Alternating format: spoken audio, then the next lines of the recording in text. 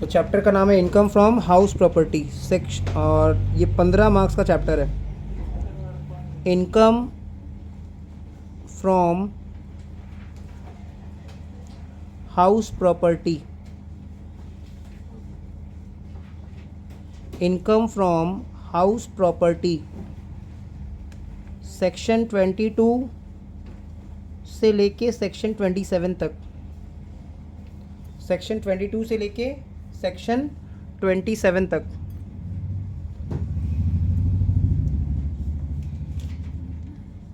Chapter का नाम है income from house property, section 22 से लेके 27 तक। तो सबसे पहले हमको ये समझना पड़ेगा कि इनकम फ्रॉम हाउस प्रॉपर्टी होता क्या है।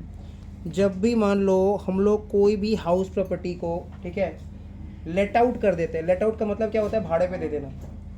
टेनेंट को लेट आउट कर देता है। एक होता है लैंडलॉर्ड, जो ओनर होता है उसका स्टेटस क्या होता है? लैंडलॉर्ड।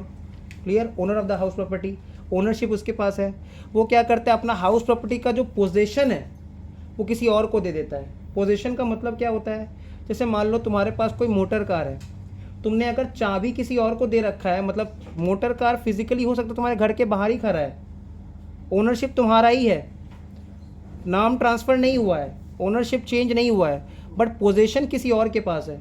वैसे ही हाउस प्रॉपर्टी में क्या होगा? हाउस प्रॉपर्टी चैप्टर में क्या होने वाला है कि हम लोग ओनरशिप चेंज नहीं करेंगे, बट हम लोग टेनेंट को पोजीशन दे के रखेंगे। और जब हम टेनेंट को पोजीशन देंगे, घर का पोजीशन देंगे, ठीक है, वो टेनेंट उस प्रॉपर्टी का कोई भी यूज़ कर सकता है। वो कमर्शियल यूज़ भी कर सकता है या फिर रेसिडेंशियल यूज़ भी कर सकता है। लैंडलॉर्ड ने टेनेंट को प्रॉपर्टी भाड़े पे दिया है, लेट आउट किया है। जो टेनेंट है उसका यूज़ कैसे भी कर सकता है, वेदर फॉर कमर्शियल पर्पस और रेसिडेंशियल पर्पस। क्लियर? और टेनेंट उसके बदले क्या पे करेगा? रेंटल्स पे करेगा, रेंट पे करेगा। किसको? लैंडलॉर्ड को। तो लैंडलॉर्ड को ये जो रेंटल मिल रहा है ना, ये जो रेंटल्स मिल रहा है, इसी को बोलते हैं इनकम। ये रेंटल इनकम टैक्सेबल रहेगा under that income from house property. तो income from house property chapter में क्या होगा? एक लैंडलॉर्ड होगा, owner of the house property. Clear? वो क्या करेगा? अपना प्रॉपर्टी को लेट आउट कर देगा, भाड़े पे दे देगा। किसको? टेनेंट को। टेनेंट को भाड़े पे देगा और मंथली या फिर क्वार्टरली बेसिस पे या फिर एनुअल बेसिस पे, जैसा टर्म्स ऑफ एग्रीमेंट होगा उसके अकॉर्डिंग रेंटल्स लेते रहेगा, रिकवर करते रहेगा। किससे? टेनेंट से। तो सबसे पहले लिखो मीनिंग, सबसे पहले लिखो मीनिंग। मीनिंग लिखो।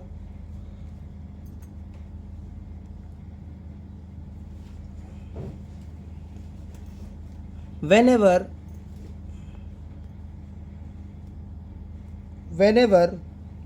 any house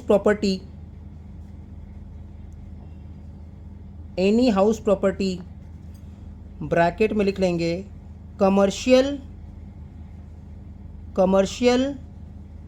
और रेसिडेंशियल, और whenever any house property bracket में लिखेंगे कमर्शियल और रेसिडेंशियल। ठीक है? कोई भी तरह का हाउस प्रॉपर्टी हो सकता है, वो कमर्शियल भी हो सकता है। जैसे मान लो हम लोगों ने अपना गोडाउन, हमारे पास एक कमर्शियल स्पेस था, गोडाउन था, उसको हमने भाड़े पे दे दिया। तो कमर्शियल स्पेस हमने लेट आउट कर दिया, भाड़े पे दे दिया, उससे जो रेंटल इनकम आएगा वो भी इनकम फ्रॉम हाउस प्रॉपर्टी होगा। हमारे पास एक रहने के लिए घर था, उसको हमने भाड़ा पे दे दिया, लेट आउट कर दिया, तो उससे जो रेंटल इनकम आएगा वो भी इनकम फ्रॉम हाउस प्रॉपर्टी होगा। तो क्या लिखे? Whenever any house property bracket में कमर्शियल और residential is let out, let out का मतलब होता है भाड़ा पे देना, is let out to tenant. Tenant कौन होता है? जो भाड़ा दे के रह रहा है। To tenant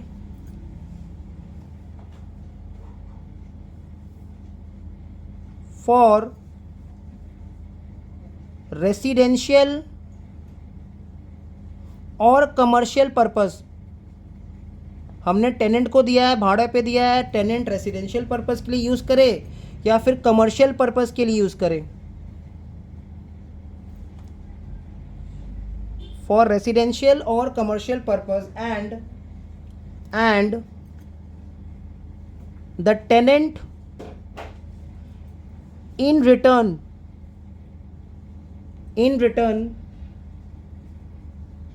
pays rentals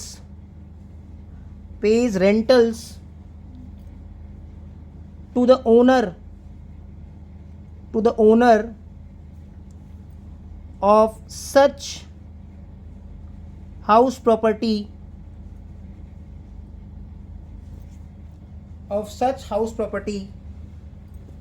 comma then such rentals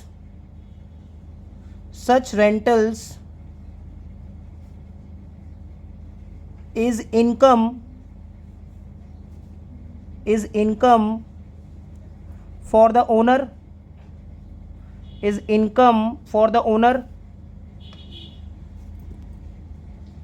and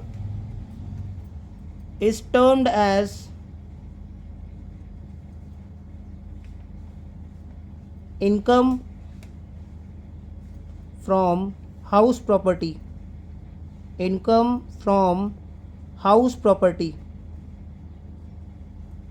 from house property. तो ये पहला इंट्रोडक्शन में मीनिंग में हमने क्या लिखा है कि हाउस प्रॉपर्टी होता है क्या, उसका कॉन्सेप्ट क्या है। तो कोई भी हाउस प्रॉपर्टी चाहे वो कमर्शियल हो या फिर रेसिडेंशियल हो, जो लेट आउट किया गया है, भाड़े पे दिया गया है, किसको, टेनेंट को, फॉर रेसिडेंशियल और commercial purpose and the tenant in return pays rentals to the owner of such house property. ठीक है, रेंटल्स पे कर रहा है, टेनेंट पे कर रहा है ओनर को, then such rentals is termed as income from house property. ठीक है, वो रेंटल जो है वो ओनर के लिए इनकम है, जो प्रॉपर्टी का ओनर है उसके लिए इनकम है, और वो कहाँ टैक्स होगा, under the head income from house property. इसके बाद लिखो द चार्जेबिलिटी, नेक्स्ट हेडिंग दे देंगे द चार्जेबिलिटी, ब्रैकेट में लिखेंगे सेक्शन 22। चार्जेबिलिटी सेक्शन, कोई भी चैप्टर जब स्टार्ट होता है, कोई भी हेड्स ऑफ इनकम जब हम लोग स्टार्ट करते हैं तो उसका एक चार्जेबिलिटी सेक्शन होता है। जैसे इनकम फ्रॉम सैलरीज में चार्जेबिलिटी सेक्शन था सेक्शन 15। ठीक है, वैसे ही इनकम फ्रॉम हाउस प्रॉपर्टी में चार्जेबिलिटी सेक्शन होता है सेक्शन 22। क्या होता है चार्जेबिलिटी सेक्शन, कुछ कंडीशन जिसके फुलफिल होने पे वो पर्टिकुलर इनकम या कोई भी इनकम उस पर्टिकुलर हेड में टैक्सेबल होगा। Conditions on fulfilment of which any particular income is will be taxed under such head. ठीक है, तो चार्जेबिलिटी सेक्शन 22 क्या बोलता है, इसमें लिखेंगे फर्स्ट पॉइंट नंबर ए देख लिखो, the property must consist of building, now building का मतलब क्या होता है। ठीक है, बिल्डिंग का मतलब होगा 4 वॉल्स मे और may not be covered by roof. ठीक है, 4 वॉल्स होना चाहिए, वो कैसा भी वॉल्स होगा चलेगा। ठीक है, वो टिन शेड भी हो सकता है, टिन वॉल्स भी हो सकता है, ब्रिक वॉल्स भी हो सकता है। ठीक है, मे और may not be covered by roof, roof हो भी सकता है, नहीं भी हो सकता है, रूफ होना ज़रूरी नहीं है। इनकम टैक्स एक्ट बोलता है बिल्डिंग का मतलब क्या होगा, प्रॉपर्टी में एक बिल्डिंग होना ज़रूरी है। जो भी हाउस प्रॉपर्टी है, ठीक है, हाउस प्रॉपर्टी मतलब इंक्लूडिंग लैंड। ठीक है, तो property must consist of building, तो बिल्डिंग में रूफ हो भी सकता है, छत हो भी सकता है, नहीं भी हो सकता है। The property must consist of building and land अपरटेनेंट,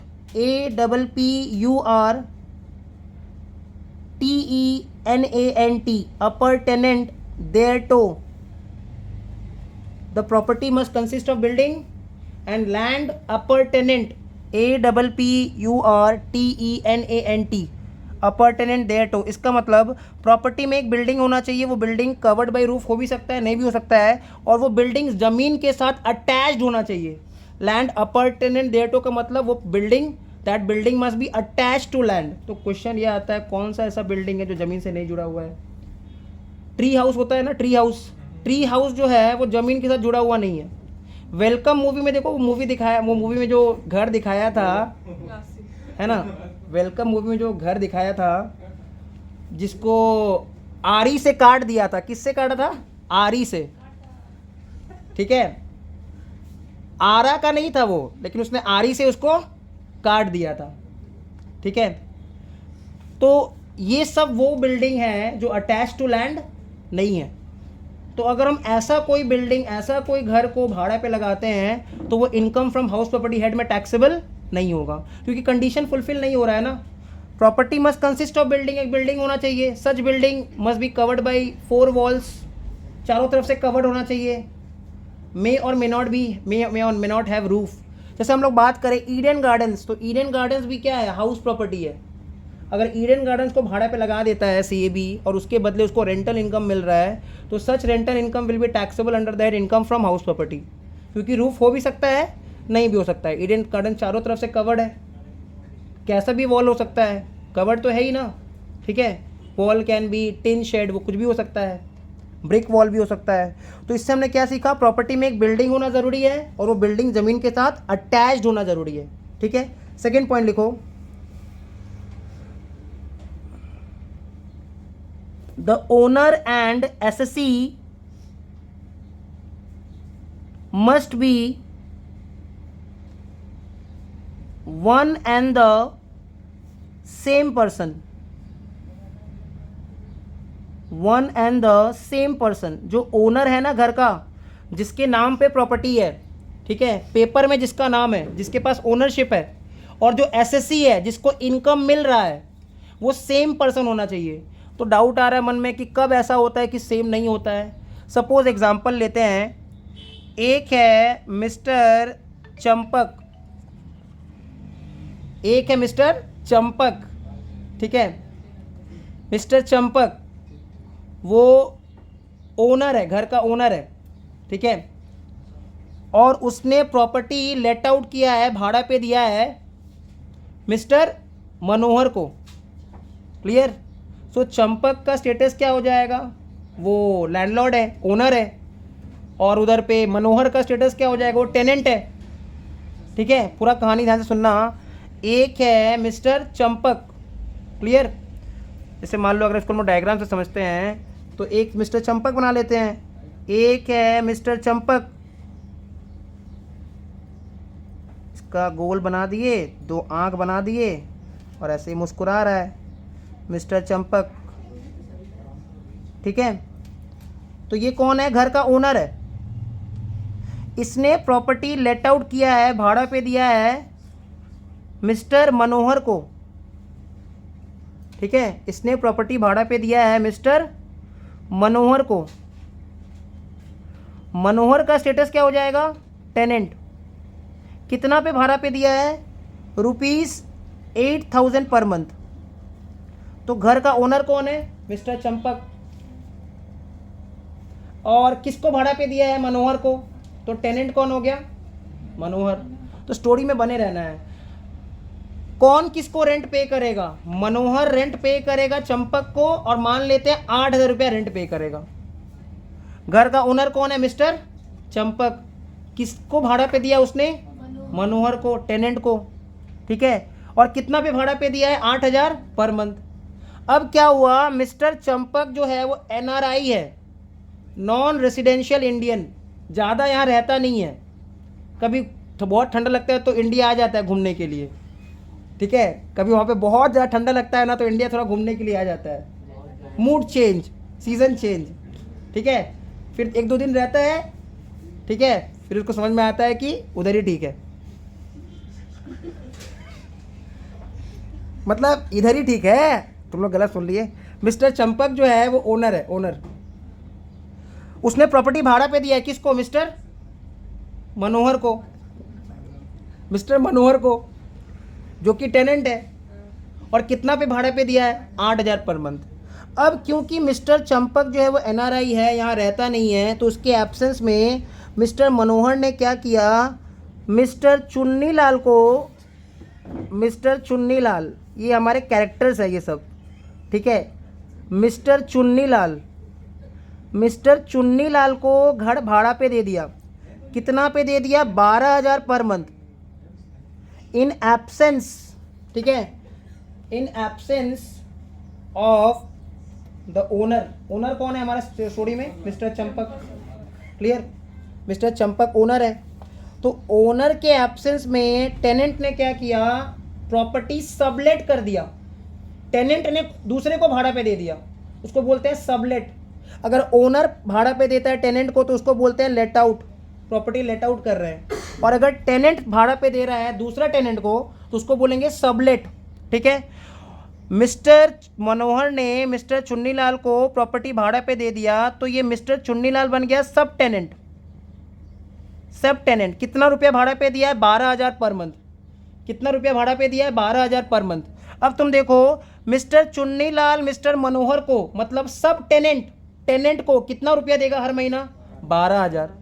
और मिस्टर मनोहर मिस्टर चंपक को हर महीना कितना रुपया देगा?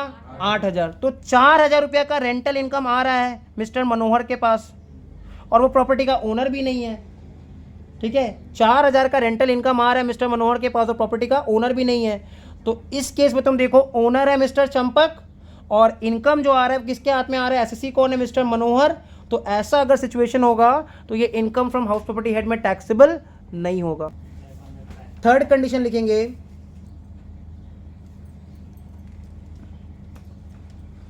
The property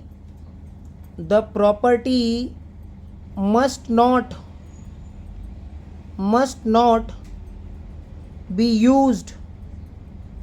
The property must not be used for own business benefit. The property must not be used for own business benefit.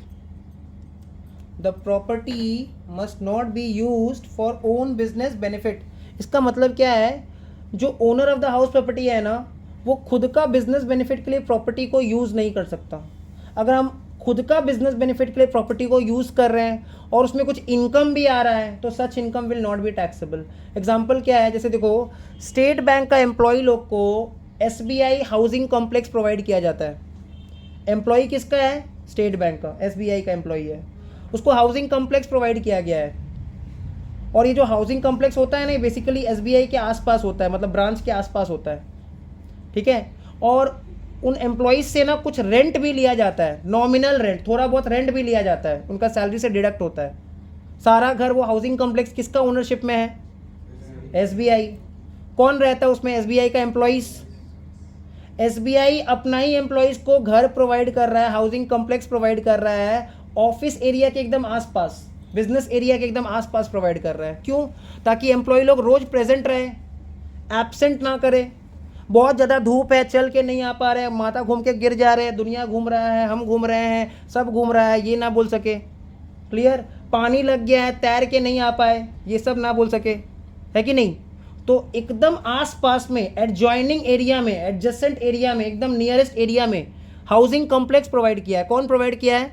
SBI, अपना ही employees को, और उसके बदले उनसे रेंट भी ले रहा है, उनके बदले उससे रेंट भी रिकवर कर रहा है। तो तुम देखो, वो सारा हाउस प्रॉपर्टी किसका है? ओनर कौन है? एसबीआई। और उसको रेंटल इनकम भी मिल रहा है, अपने ही एम्प्लॉय से मिल रहा है, और अपने ही एम्प्लॉय को उसने अपने घर में क्यों रहने दिया है? अपना बिजनेस बेनिफिट के लिए, ताकि एम्प्लॉय रोज़ बहाना ना करे। अब एम्प्लॉय को मान लो दूर घर प्रोवाइड करेंगे तो रोज़ बहाना करेगा, आज ट्रेन नहीं चल रहा है, आज पटरी गायब है, आज ड्राइवर एब्सेंट है, आज तार कट गया है ट्रेन का। क्लियर? समझ में आ रहा है? तो ये सब अलग अलग बहाना रहेगा। इसलिए एसबीआई ने क्या किया है? एसबीआई हाउसिंग कॉम्प्लेक्स में एम्प्लॉयज़ को रखवा दिया है और उसके बदले उसे रेंट भी ले रहा है। तो एसबीआई को रेंटल इनकम मिल रहा है ना, but such rental income will not be taxable under the head income from house property. क्यों? The property is being used for own business benefit. हम प्रॉपर्टी को अपने ही बिजनेस बेनिफिट के लिए यूज़ कर रहे हैं। कैसा बेनिफिट? एसबीआई का एम्प्लॉय लोग, एसबीआई का जो ऑफिस है उसके एडजेसेंट एरिया में रहेगा, नियरेस्ट एरिया में रहेगा, तो रोज़ ऑफिस एब्सेंट नहीं होगा, रोज़ टाइम पे आएगा ऑफिस, कोई डिले नहीं होगा, देरी से भी छोड़ेंगे तो भी कोई दिक्कत नहीं होगा। क्लियर? समझ में आ रहा है?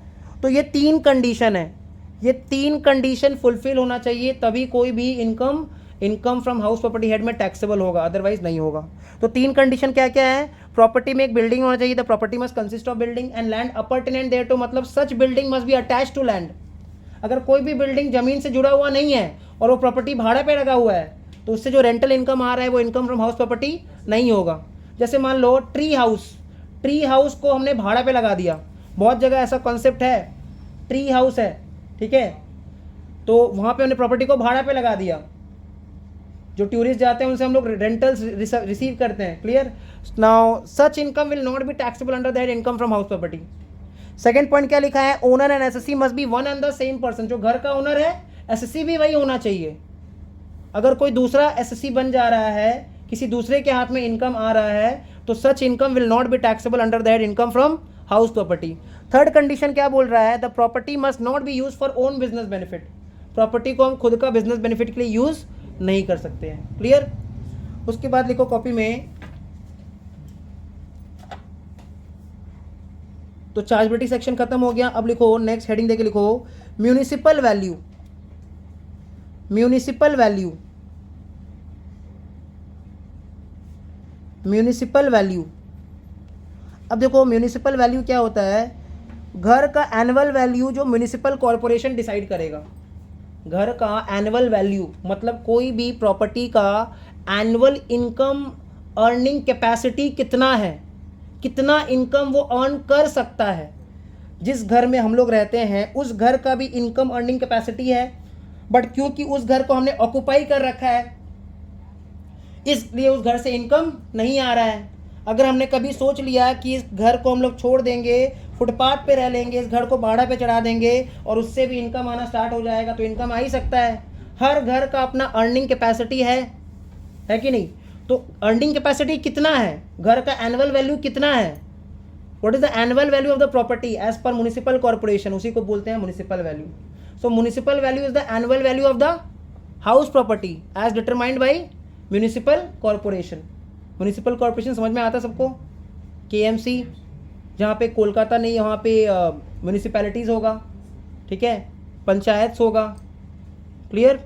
तो घर का म्यूनिसिपल वैल्यू क्या होता है, घर का एनुअल वैल्यू जो कौन डिसाइड करेगा, म्यूनिसिपल कॉर्पोरेशन, उसी को बोलते हैं म्यूनिसिपल वैल्यू। तो लिखो the annual value of the property, the annual value of the property, the annual value of the property, the annual value of the property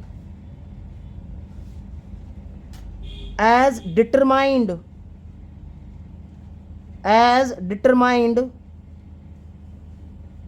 by municipal corporation,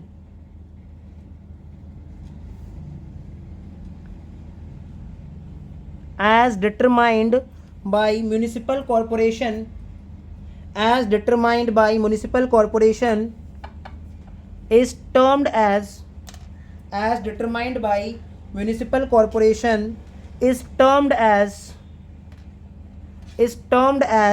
municipal value, is termed as municipal value। तो क्या बोल रहा है, annual value of the property as determined by municipal corporation. घर का annual value जो कौन बताएगा, म्युनिसिपल कॉर्पोरेशन, उसी को हम लोग क्या बोल देते हैं, म्युनिसिपल वैल्यू। क्लियर। तो कुछ बेसिक टर्म्स है, उसके बारे में समझना पड़ेगा। म्युनिसिपल वैल्यू क्या होता है, घर का एनुअल वैल्यू है जो कौन डिसाइड करेगा, municipal corporation. Clear. Okay, next लिखेंगे fair rent, FAIR, fair rent. Fair का मतलब होता है जो सही है, फेयर रेंट। जैसे फेयर प्ले अवार्ड होता है IPL में, किस बेसिस पे देता है ये आज तक किसी को पता नहीं चला और आगे भी पता नहीं चलने वाला है। ये राज IPL के साथ ही कभी ना कभी ख़त्म हो जाएगा। सही बोल रहे हैं ना। क्या आपको पता है किस बेसिस पे फेयर प्ले अवार्ड दिया जाता है? तो एक स्टूडेंट बोल रहा है बिहेवियर के बेसिस पे, पता नहीं हम लोग का इंडियंस का बिहेवियर कब से ठीक हो गया। ठीक है। सो फेयर रेंट क्या होता है, फेयर रेंट देखो, हर एरिया का जो एनुअल वैल्यू है, घर का वैल्यू है ना, वो लोकेलिटी के हिसाब से डिफ़र करता है। जैसे मान लो कोई घर अगर पार्क स्ट्रीट एरिया में है, ठीक है, तो ऑब्वियसली उसका जो रेंटल वैल्यू होगा, जो एनुअल वैल्यू होगा, वो ज़्यादा होगा। थोड़ा सा दूर जाएंगे, हल्का सा एकदम पास में आएंगे, पार्क सर्कस पड़ेगा। ठीक है, with due respect to all the person जो पार्क सर्कस में रहते हैं, बट वहाँ पे जो प्रॉपर्टी का वैल्यू है वो रिलेटिवली कम है कि नहीं। आसपास काफ़ी ज़्यादा साफ़ सफाई आपको देखने को मिलेगा। क्लियर। तो इसीलिए वहाँ पे जो प्रॉपर्टी का वैल्यू है वो कम रहता है। क्लियर। आप थोड़ा सा बालीगंज एरिया में चले जाएंगे तो आपको मॉडरेट मिलेगा, ना ज़्यादा ना कम। Clear.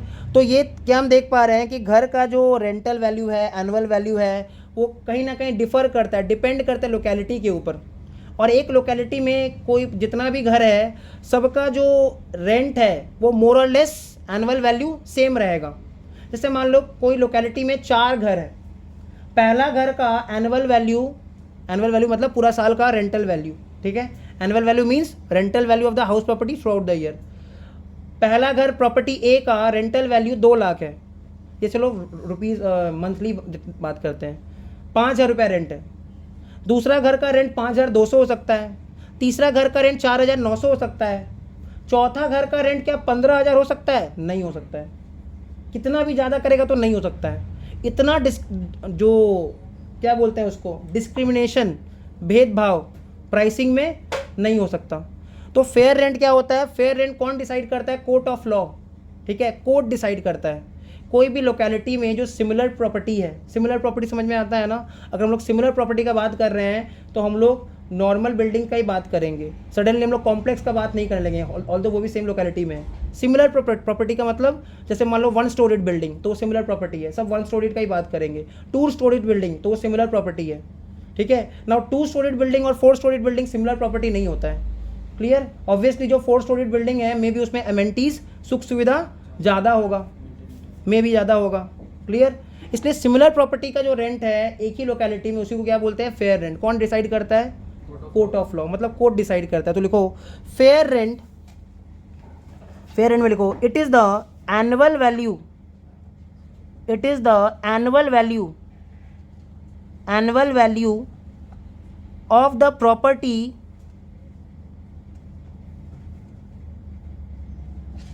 it is the annual value of the property as determined by court of law,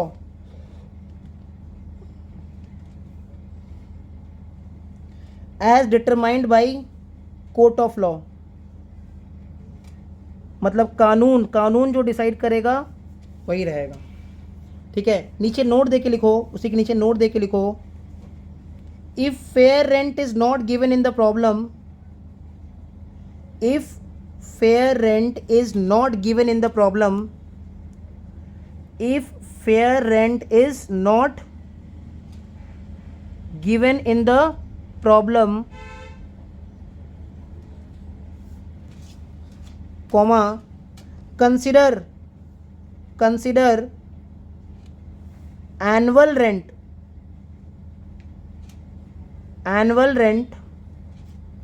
as fair rent, as fair rent, as fair rent। तो अगर क्वेश्चन में फेयर रेंट नहीं दिया रहेगा ना तो प्रॉपर्टी का जो एनुअल रेंट होगा, पूरा साल का रेंट होगा, उसी को फेयर रेंट मान लेंगे, क्लियर। तो म्युनिसिपल वैल्यू क्या होता है? घर का वो वैल्यू जो कौन डिसाइड करता है? Municipal corporation. फेयर रेंट क्या होता है? घर का एनुअल वैल्यू जो कौन डिसाइड करता है? Court of law, clear. Next point लिखेंगे standard rent, standard rent, standard rent.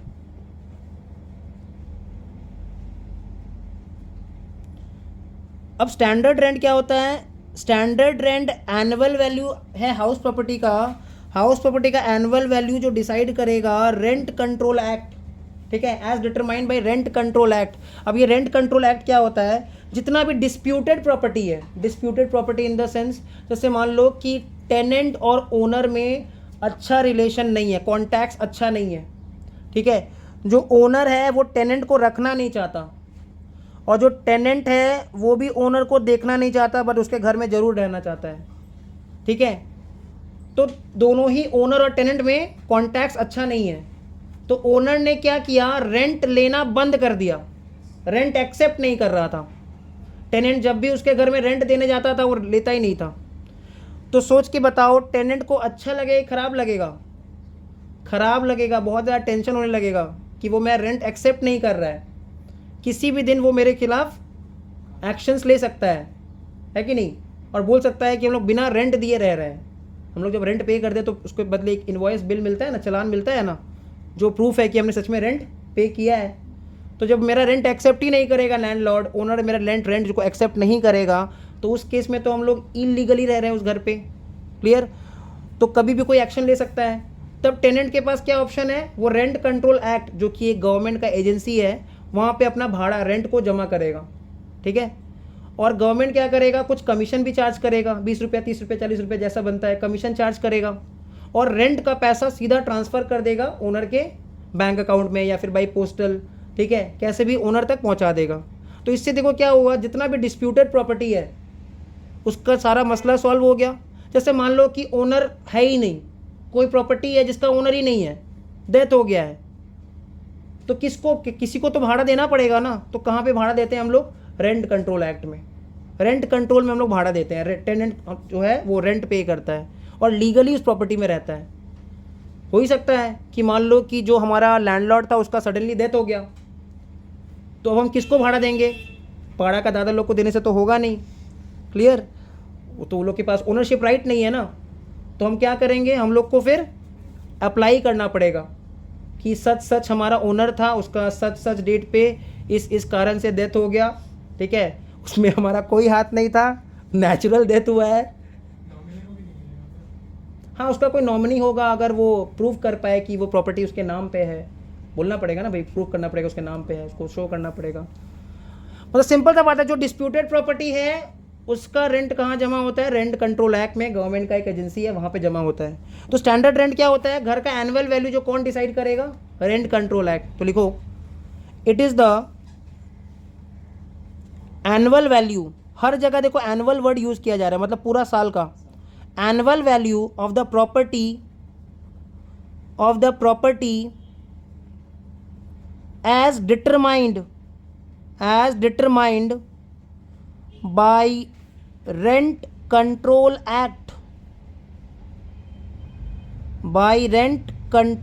act, ठीक है। तो स्टैंडर्ड रेंट होता क्या है? It is the annual value of the property as determined by rent control act. Clear? तो हम देख पा रहे हैं 3 वैल्यू हमने निकाल लिया। एक म्युनिसिपल वैल्यू जो म्युनिसिपल कॉर्पोरेशन बताएगा, घर का एनुअल वैल्यू। एक फेयर रेंट जो कोर्ट ऑफ लॉ डिसाइड करेगा, और एक स्टैंडर्ड रेंट, ठीक है, घर का annual value which is determined as per rent control act. ठीक है।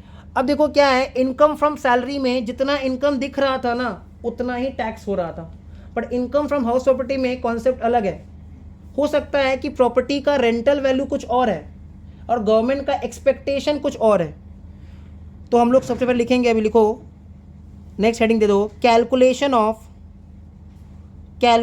Of reasonable expected rent.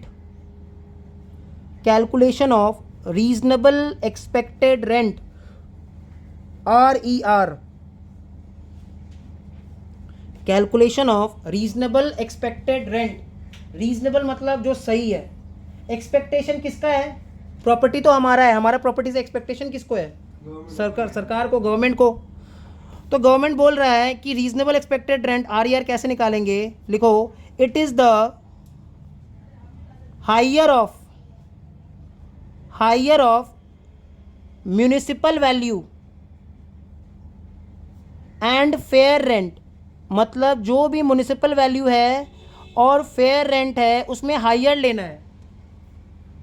जो भी म्यूनिसिपल वैल्यू है और फेयर रेंट है उसमें हायर लेना है, comma, but subject to standard rent. Subject to standard rent. तो इसका क्या मीनिंग है? अभी हम लोग थोड़ा कुछ प्रैक्टिकल छोटा न्यूमेरिकल्स करके सीखेंगे इसका मीनिंग क्या है। तो रीजनेबल एक्सपेक्टेड रेंट कैसे निकलता है? म्युनिसिपल वैल्यू और फेयर रेंट में क्या ले लेंगे? हायर। जो भी हायर फिगर होगा, ठीक है, वो स्टैंडर्ड रेंट से ज़्यादा नहीं हो सकता है।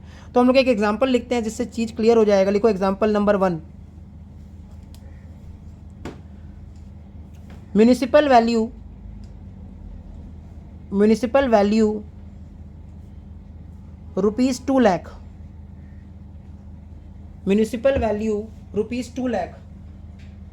Municipal value ₹2 lakh. Fair rent ₹2,20,000। Fair rent ₹2,20,000। Standard rent ₹1,80,000। Standard rent ₹1,80,000।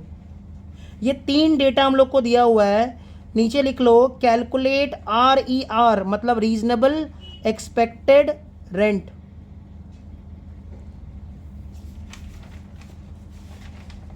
RER निकालना है। तो सॉल्यूशन में पर्टिकुलर्स और एक अमाउंट का कॉलम,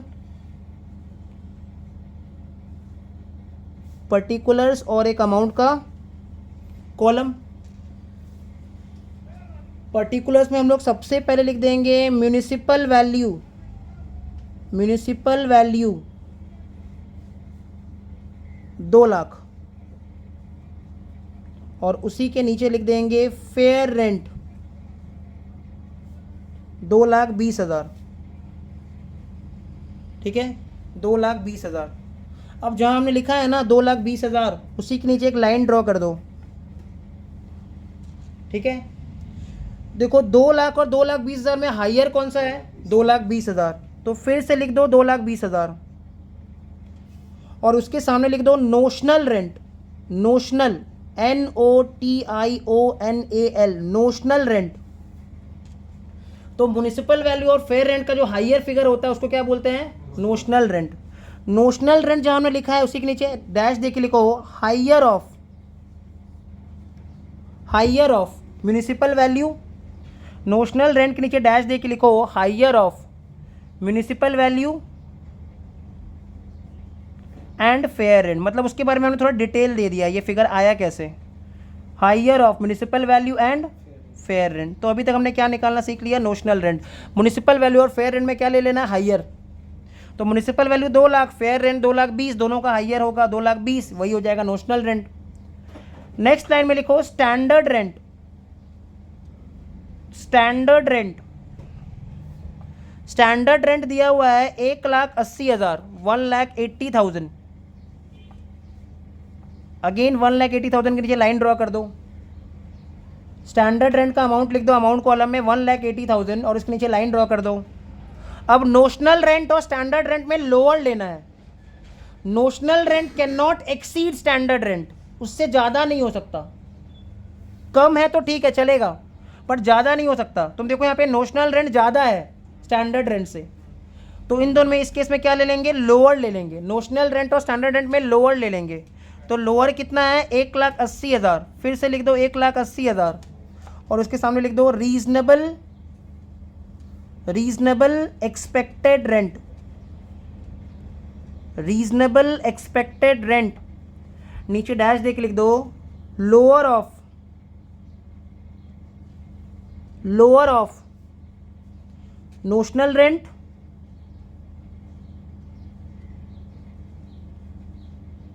एंड स्टैंडर्ड रेंट।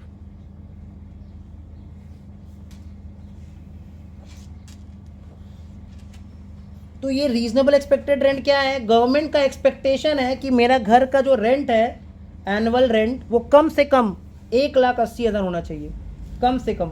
उससे ज़्यादा है तो गवर्नमेंट को दिक्कत नहीं है, बिकॉज जितना ज़्यादा रेंटल इनकम होगा, वैल्यू जितना ज़्यादा होगा हाउस प्रॉपर्टी का, सरकार को टैक्स उतना ज़्यादा मिलेगा। तो ये रीजनेबल एक्सपेक्टेड रेंट है, मतलब ये कम से कम होना चाहिए। ठीक है, क्या ये एक्चुअल रेंट है? नहीं, ये सब वैल्यू है, एस्टिमेटेड वैल्यू, जो अलग अलग अथॉरिटीज़ डिसाइड कर रहा है। म्युनिसिपल वैल्यू कौन डिसाइड करता है? Municipal corporation. Fair rent court of law. Standard rent rent control act. Clear? तो ये रीजनेबल एक्सपेक्टेड रेंट निकालना सीख गए। एक और एग्जांपल करते हैं, लिखो municipal value, example number 2, municipal value ₹2,50,000, municipal value ₹2,50,000। Fair rent ₹2,40,000।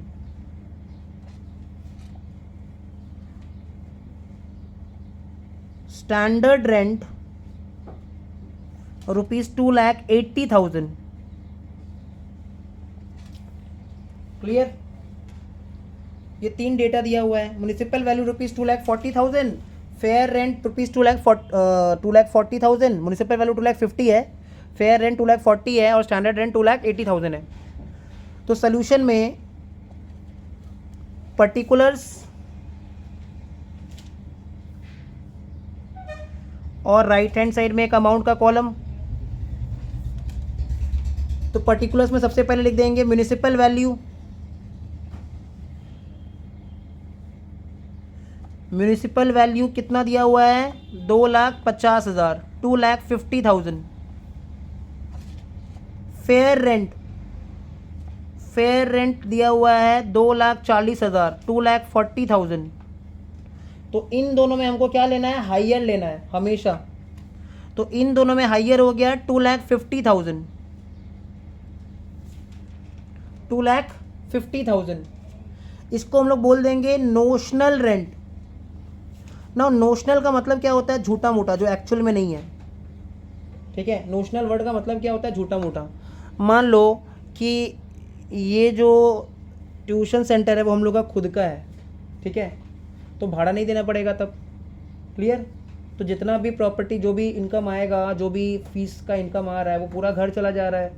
But अगर ये हम लोग का खुद का नहीं होता, ठीक है, तो भाड़ा देना पड़ता ना। तो अगर मान लो खुद का प्रॉपर्टी है तो भाड़ा नहीं देना पड़ रहा है। तो जब भाड़ा नहीं देना पड़ रहा है तो उसको, उसमें से भी तो एक रेंट का पोर्शन है, उसको हमको कंसिडर नहीं करना चाहिए एज इनकम। वो नोशनल रेंट है, ठीक है, वो नोशनल रेंट है जिसका एक्चुअल में पेमेंट नहीं हो रहा है, बट उसको कंसिडर करना चाहिए एज एक्सपेंस। तो नोशनल रेंट कितना है, 2,50,000। नीचे डैश देके लिख देंगे higher of municipal value and fair rent. Higher of municipal value and fair rent. उसके बाद लिख देंगे स्टैंडर्ड रेंट। पिछला सब में स्टैंडर्ड रेंट कम था, इस सब में स्टैंडर्ड रेंट ज़्यादा है, बट लोअर लेना है।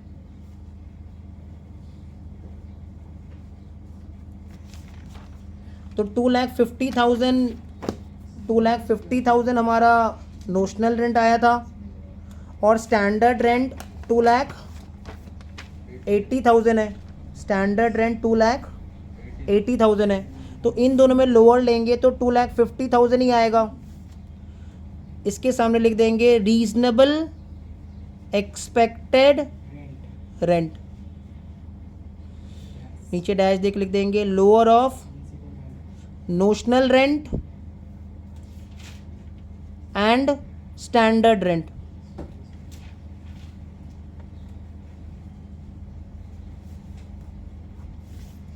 नेक्स्ट हेडिंग दे देते हैं gross annual value. Next heading दे दो ग्रॉस एनुअल वैल्यू।